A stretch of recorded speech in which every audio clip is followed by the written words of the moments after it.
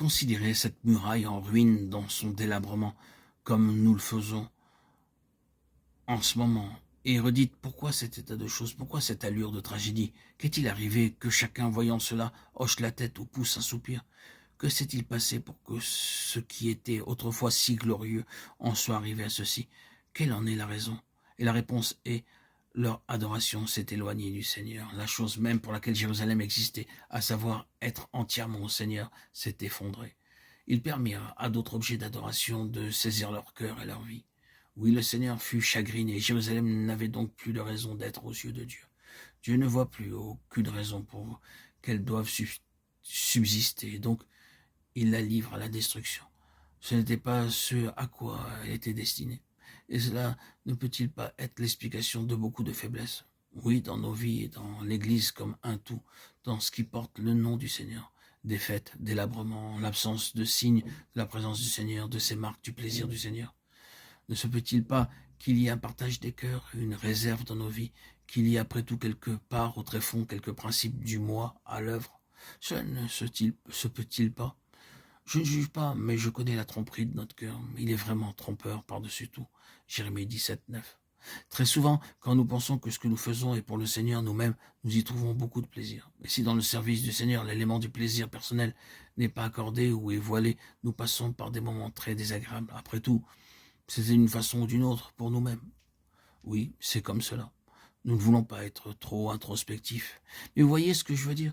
Le Seigneur sonde le cœur, et lorsqu'il voit réellement que le cœur est tout entier tourné vers lui, qu'il n'y a aucun mélange, aucun autre Dieu, aucun autre intérêt, alors le Seigneur se livre à cette vie-là, à cette Jérusalem-là.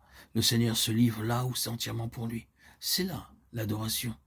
Maintenant, voyez-vous, la base de Satan pour enlever à Dieu et pour détourner de Dieu est cette misérable vie propre, vie naturelle, sous l'une ou l'autre de ses nombreuses formes, à l'opposé la base de Dieu. Là où il tient son camp, où il se livre, et celle-ci où lui-même est seul. Dieu se livre à lui et à personne d'autre. Si le Seigneur est ici, et si le Seigneur a sa place pleine et entière complètement, si tout est pour le Seigneur se livrera à ce terrain-là, non pas au nôtre et certainement pas à celui de Satan, mais à lui-même. Si c'est pour lui, alors il se tiendra en sa faveur. Et nous sommes tous d'accord que cela est parfaitement sûr, et quoi que ce soit d'autre ne serait aucunement sûr. Le Seigneur est l'unique terrain assuré sur lequel il peut lui-même travailler et être présent. Maintenant, je terminerai avec simplement une petite déclaration supplémentaire à ce sujet. L'apôtre, dans cette grande déclaration de Romains 12, 1, 2, poursuit: et nous ne devons pas nous arrêter net à mi-chemin dans la déclaration. Nous devons veiller à la conjonction tant qu'il continue, qui est votre adoration spirituelle. Ne vous conformez pas à ce siècle, mais soyez transformés par le renouvellement de votre entendement, ou autrement dit, le tout nouveau façonnage de votre intelligence.